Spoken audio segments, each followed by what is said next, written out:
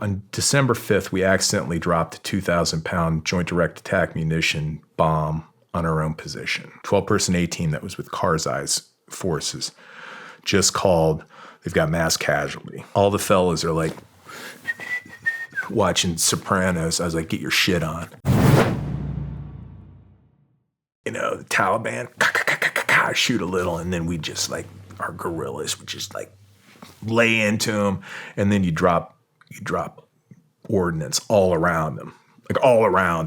Like, you want to keep doing this because the next sortie is coming right on you. You see what we can do? They're like, we're done. So we got momentum, right? We're just moving, but the problem's the south. So we get to Baghdad. Oh my God, all these names. Is that hilarious, dude? hit Kabul. Get to Bagram, which is the major air base Soviet setup. Okay, we got the north. Problem's the south, dude. That's where Mullah Omar headed the Taliban. Their government capital is in Kandahar. You've been. And we're like, oh, damn. No Northern Alliance up there. There were some elements down there, Karzai, who saw which way things are going. They're like, okay, when do we get some green berets? It's game on, dude. So we went down there. I went in. I make fun of this, but it's true.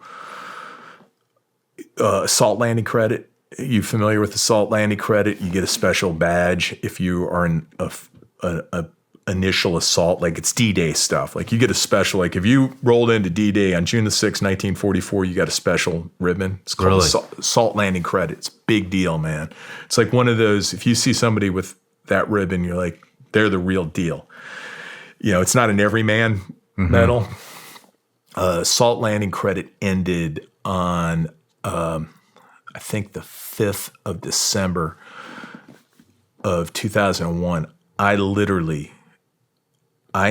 They say 200 people, 200 intelligence officers from CIA paramilitary and special operators from the military, 200 of us are credited with defeating the Taliban. Dude, I am 199. I landed at literally the equivalent of 23:59:59 on June 6, 1944, where all the fighting's over, bodies in the water. I'm just like I was like literally the second to last person to land in Afghanistan to be part of that 200. So I want to be very, very clear. I'm such a small part of that operation. Like I got in at literally the last moment. We dropped on December 5th, we accidentally dropped a 2,000-pound joint direct attack munition bomb on our own position. I'm at Uzbekistan. I had established a quick reaction force with the team I was with. On that day, I had been desperate to get a mission. And I see the war ending, right? It's very easy to see the war's coming to an end. And I'm like, it's happening again. And every day I would go in and write up a concept of operation and try to sell it to the leadership. Like, we really need to go in, we really need to go in to do whatever. Mm-hmm. It's having no luck. And it was December 5th. I got up that morning and I said, I'm not doing it anymore. I'm failing. We had this crappy tent for a gym with this like shitty Bowflex. Remember the Bowflex things? And Shawn, it had this exercise bike.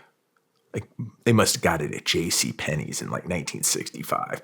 This thing, it couldn't run because the Air Force Red Horse engineers that set up the camp had used these huge stones, like not gravel. The gravel was like this big.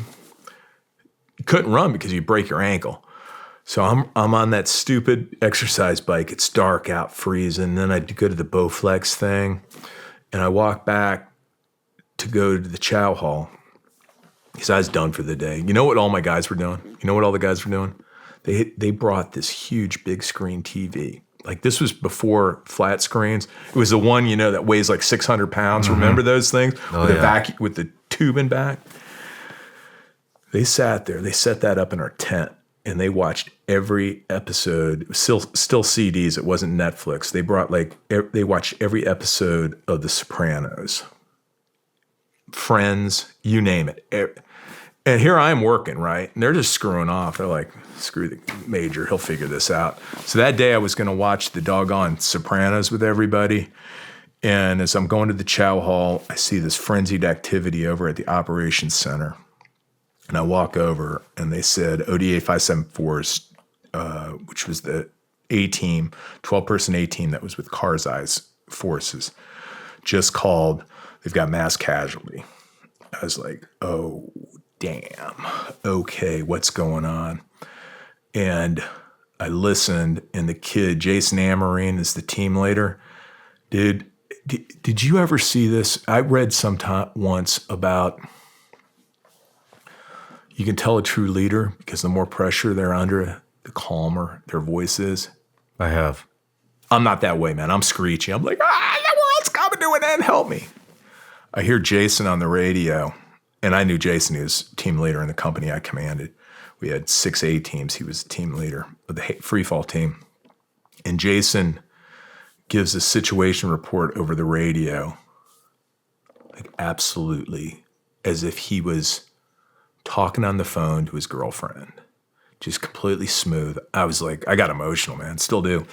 And it was like, game on, man. He's like, we have been hit by a large explosive. They didn't know at the time it was a friendly fire. I've got 3 dead. Everybody's wounded. Boom, boom, boom, boom, boom, boom. Just going down the list.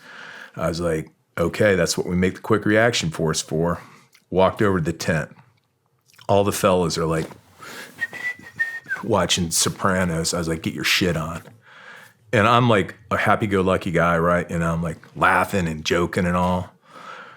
And they looked up at me. And they're like, ha, ha, ha. They thought it was a joke. I was like, I'm not bullshitting. Get your shit on, we're going. And then you can kind of see like people. And then the team starts like, get your shit on, let's go. And we flew down there and replaced the destroyed team. And then went to Kandahar and ended the war 2 days later. Damn. Well, ended the war, I should say. We ended that phase of the war. Yeah.